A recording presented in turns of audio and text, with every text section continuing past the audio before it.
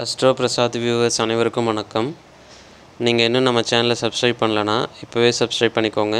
பக்கத்தில் இருக்கிற பெல் பட்டனையும் ப்ரெஸ் பண்ணி ஆல்னு செட் பண்ணி வச்சுக்கோங்க. அப்போ தான் நான் போட போகிற ஒரு வீடியோ உங்களால் ஈஸியாக பார்க்க முடியும். இந்த வீடியோவில் நம்ம என்ன பார்க்க போகிறோம் அப்படின்னு பார்த்திங்கன்னா, தனுசு ராசிக்கு பணக்காரன் ஆகும் அமைப்பு இருக்குதா, அதாவது கோட்டீஸ்வர யோகம் இருக்குதுன்னா அது எப்போ அப்படின்றத பற்றி தான் நம்ம இந்த வீடியோவில் பார்க்க போகிறோம். இது நீங்கள் தனுசு ராசியாக இருந்தாலும் பொருந்தும், தனுசு லக்னமாக இருந்ததுன்னா இன்னும் அதிகமாகவே பொருந்தும். முதல் விஷயம் என்ன அப்படின்னா, பணம் அப்படின்றது நிறைய தனுசு ராசிக்காரங்க அதை பெருசாக மதிக்க மாட்டீங்க. அதுதான் உண்மை. அதாவது நீங்கள் பணத்துக்கு முக்கியத்துவம் கொடுத்து பேசுகிறாலோ பழகிறாலோ கிடையாது. இருந்தாலும் அதை தெரிஞ்சுக்கணும் இல்லையா? ஏன்னா பணம் தானே எல்லாமே. இங்கே பொறுத்த வரைக்கும் அதுதான் உண்மை.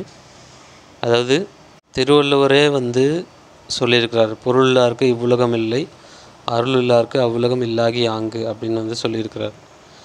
அதாவது திருவள்ளுவருக்கு மேலே ஒரு சித்தர் நீங்கள் எங்கேயுமே பார்க்க முடியாது. அதாவது அந்தளவுக்கு ரொம்ப பவர்ஃபுல்லான ஆள் அவர். வேறு யார் எழுதுனது உலகத்தில் இருக்கிற மொத்த மதம் கொண்டவர்களும், அதாவது எந்த மதமாக இருந்தாலும், நீங்கள் எந்த கேஸ்டாக இருந்தாலுமே, நீங்கள் கடவுளை நம்பினாலும் நம்பலைன்னாலும் ஓகேங்களா, அவங்க எல்லாருமே ஒத்துக்கக்கூடிய, அதாவது இவர் பெரிய ஆள், இவர் எழுதின இந்த புக்கு பெரிய புக்கு, ரொம்ப சூப்பரான விஷயம் அப்படின்னு ஒத்துக்கின ஒரே புக்கு திருக்குறள் தான். அது உங்களுக்கே தெரியும் ஓகேங்களா. ஸோ அதை எழுதின திருவள்ளுவருக்கு மிஞ்சின சித்தம் இந்த உலகத்திலே கிடையாது. அந்தளவுக்கு ரொம்ப பவர்ஃபுல்லான ஒரு ஆள் அவர். ஆக்சுவலாக அம்மனோட அருளை முழுமையாக பெற்றவர் திருவள்ளுவர். பராசக்தியோட அருளை முழுமையாக பெற்றவர் திருவள்ளுவர். அவர் சொல்கிறார், என்ன சொல்கிறாரு? பொருள் இல்லாருக்கு இவ்வுலகம் இல்லை, அருள் இல்லாருக்கு அவ்வுலகம் இல்லாகி ஆங்கு.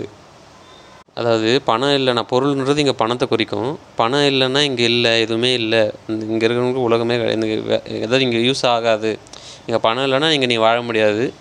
அப்போ அருள் உலகம்னு ஒன்று இருக்குது, அங்கே அருள் இல்லைன்னா உங்களால் கேட் பாஸே கிடைக்காது அப்படின்னு அர்த்தம் அது.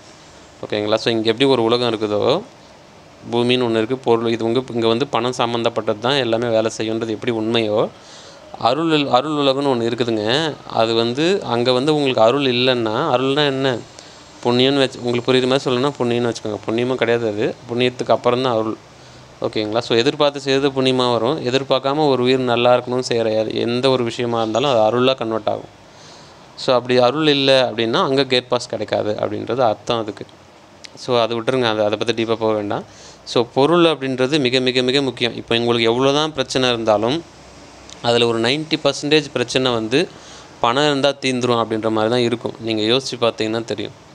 ஓகேங்களா. இங்கே பணம் தான் எல்லாமேலாம் இல்லை, அது பணம் பெரிய இதெல்லாம் ஃபோக்கஸு அப்படி பண்ணது போகிறதும் தப்பு தான். ஆனால் பணம்லாம் எனக்கு ஒரு மேட்ரு இல்லைன்னு சொல்கிறதுமே தப்பு தான். அதையும் நீங்கள் புரிஞ்சுக்கணும். ஸோ என்ன சொல்கிறேன்னா, தனுசு ராசிக்காரங்க அப்படி தான் இருப்பீங்க. ஜென்ரலாக பணத்துக்கு முக்கியத்துவம் கொடுத்து ஒருத்தர்கிட்ட பேச மாட்டீங்க. புரியுதுங்களா. ஒரு அன்பு பாசம் இந்த மாதிரி விஷயத்துக்கு முக்கியத்துவம் கொடுத்து தான் அந்த பேச்சே இருக்குமே தவிர்த்து நேர்மையான பேச்சாக இருக்கும் தனுசை பொறுத்த வரைக்கும். ஆனால் பணம் அப்படின்றது பார்த்திங்கன்னா ஒரு முக்கியமான அமைப்பு தான். ஏன்னா உங்களுக்கு இருக்கிற பிரச்சனைகளில் முக்கால்வாசி பிரச்சனைகள் பணம் இருந்தால் தீர்ந்து விடும் என்ற மாதிரி தான் இருக்கும். நீங்கள் யோசித்து பார்த்திங்கன்னா தெரியும். ஸோ அந்த மாதிரியான ஒரு யோகம் அப்படின்றது உங்கள் ஜாதகத்தில் இருக்குதா அப்படின்னு பார்த்திங்கன்னா, மெயினாக ஜென்ரலாக ஒரு விஷயம் சொல்லுவாங்க, ஒரு லக்னத்துக்கு 2, 9, 11 இந்த 3 வீடுகள் தான் பணம் கொடுக்கக்கூடிய வீடுகள். இப்போ நீங்கள் தனுசு ராசி, தனுசு லக்னம் எதுவாக இருந்தாலும் ஓகேங்களா, 2ஆம் அதிபதி பணம் கொடுக்கக்கூடியவர், அடுத்து 9ஆம் அதிபதி, 11ஆம் அதிபதி, இந்த 3 வீடும் இந்த 3 அதிபதிகளும் தான் நீங்கள் பார்க்கணும். ஓகேங்களா. இப்போ 2ஆம் அதிபதி பணம் கொடுப்பார் ஒன்று, 9ஆம் அதிபதி அதை அனுபவிக்க வைப்பார். ஓகேங்களா. 11ஆம் அதிபதி அந்த அனுபவித்த பணத்தை எப்படி இன்வெஸ்ட் பண்ணிங்க நீங்கள் சேர்த்திங்க அப்படின்றதையும் சொல்லக்கூடியவர் 11ஆம் அதிபதியாக இருப்பார். ஸோ இப்போ பணம் வர்றது எப்படின்னா 2ஆம் வீடுன்னு சொல்கிறோம். இப்போ நிறைய பேர் பார்த்திங்கன்னா பணம் சம்பாதிப்பாங்க, பேய் மாதிரி சம்பாதிப்பாங்க. நீங்கள் பார்த்தீங்கன்னா தெரியும், பேய் மாதிரி சம்பாதிப்பாங்க. ஆனால் அதை அவங்க செலவே பண்ண மாட்டாங்க. அவங்களுக்கே அவங்க செலவு பண்ணிக்க மாட்டாங்க. சேர்த்து வச்சுட்டு செத்து போயிடுவாங்க. ஒரு நாள் செத்து போயிட்டு ஆவியாக அந்த பீரோவே சுற்றிக்கிட்டு இருப்பாங்க. இதுதான் நடக்கும். ஏன்னா எந்த பொருள் மேலே இல்லை எந்த உயிர் மேலே எந்த மனுஷங்க மேலே உங்கள் அதிக அன்பு இருக்குதோ இறந்து போனாலும் அங்கேயே தான் சுற்றும். ஓகேங்களா? ஏன்னா இறந்து போனாலும் உங்கள் மனசு ஆகாதே, ஆன்மா கூடவே மனசு போயிடும். அப்படி இருக்கும்போது எப்படி அதே தான் திரும்ப திரும்ப சுற்றிக்கிட்டு இருக்கும். ஸோ அப்படி இருக்கும்போது அந்த 9ஆம் இடம் நல்லா இருந்தால் மட்டும்தான் பணத்தை நீங்கள் அனுபவிக்க முடியும். இல்லைனா பணத்தை சேர்த்து தான் வைப்பீங்க, அனுபவிக்க முடியாது. புரியுதுங்களா? இப்போ நிறைய பேர்கிட்ட பணம் இருக்கும், சில பேருக்குலாம் பணம் இருக்கும், ஆனால் அதை அனுபவிக்க முடியாது. ஏன் அப்படின்னா 9ஆம் இடம் நல்ல வலு இருக்காது. 2ஆம் இடம் பணம் கொடுத்துருங்க, ஆனால் 9ஆம் இடம் நல்லா இருந்தால் தான் அதை அனுபவிக்க முடியும். இல்லைனா உடம்புல கை வச்சிரும். பணம் இருக்கும், அனுபவிக்க முடியாது.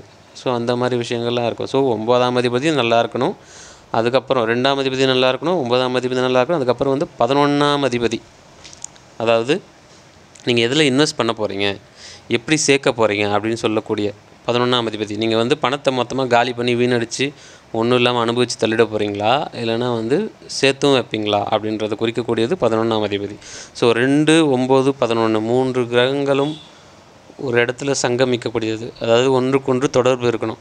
2ஆம் அதிபதியாகிய சனி பகவானும் 9ஆம் அதிபதியாகிய சூரிய பகவானும் 11ஆம் அதிபதியாகிய சுக்கிர பகவானும், இந்த முக்கூட்டு 3 கிரகங்களுமே ஒரு இடத்துல ஒன்றா இருக்கிறதோ இல்லைனா எதிர்க்க பார்த்துக்கிறதோ ஏதோ ஒன்று இருக்கணும். அட்லீஸ்ட் மெயினாக ஒரு நல்ல ஒரு பணம் படைத்த ஒரு தனுசு லக்னம், தனுசு ராசி அப்படின்னா சனியும் சுக்கிரனும் சேரக்கூடிய ஒரு அமைப்பு. 2ஆம் அதிபதியும் 11ஆம் அதிபதியும் சேர்ந்தது அப்படின்னாவே ஓரளவுக்கு நல்ல பணம் வரவு அப்படின்றது இருக்கும்.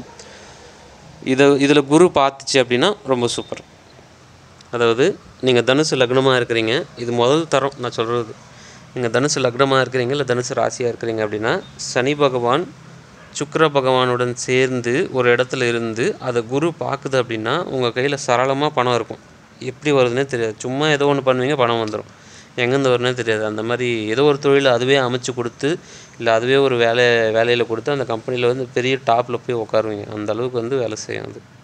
அதுக்கு அடுத்தபடியாக அப்படின்னு பார்க்கும்போது செவ்வாய் குருவுடன் சேர்ந்து இருக்கணும். அதை சுக்கிரன் பார்க்கணும். அதாவது செவ்வாய் பகவானை சுக்கிரனோடு சேர்ந்து இருக்கிறதோ இல்லை குருவோடு சேர்ந்து இருக்கிறதோ பண்ணி அதை சுக்கிரனோ குருவோ பார்க்குறது. அதாவது செவ்வாய் குருவோடு சேர்ந்துருந்துன்னா சுக்கிரன் பார்க்குறது, செவ்வாய் சுக்கிரனோடு சேர்ந்துன்னா அதை குரு பார்க்குறது. இந்த மாதிரி செவ்வாய் பகவான் குரு சுக்கிர தொடர்புகளோடு இருப்பது ஒரு மிகச்சிறந்த கோட்டீஸ்வர யோகமாக தனுசு லக்னம் தனுசு ராசிக்கு உண்டு. இதெல்லாம் உங்கள் ஜாதகத்தில் இருந்தது அப்படின்னா ரொம்ப சூப்பரானது. அதுலேயும் ரொம்ப இப்போ எவ்வளோ சம்பாதிப்பாங்கன்னு ஒன்று இருக்குல்ல. நீங்கள் 10 லட்சம் சம்பாதிக்க போகிறீங்களா, இல்லை 1 கோடியோடு நிறுத்த போகிறீங்களா, இல்லைனா 100, 200, 1000 கோடி சம்பாதிக்க போகிறீங்களான்னு ஒன்று இருக்குது. ஸோ இந்த அமைப்புகள் எல்லாம் எங்கே வேணாலும் இருக்கலாம். 12 கடத்தில் எங்கே இருந்தாலுமே நீங்கள் சம்பாதிப்பீங்க. அதுலேயும் 2, 9, 11 இருக்கும்போது பார்த்திங்கன்னா ஆயிரக்கணக்கில் கோடி, 1000 கோடி அந்த மாதிரிலாம் சம்பாதிப்பீங்க. அது முதல் தரமான கோடீஸ்வர யோகம். இது மிகப்பெரிய யோக ஜாதகத்தில் தான் இருக்கும்.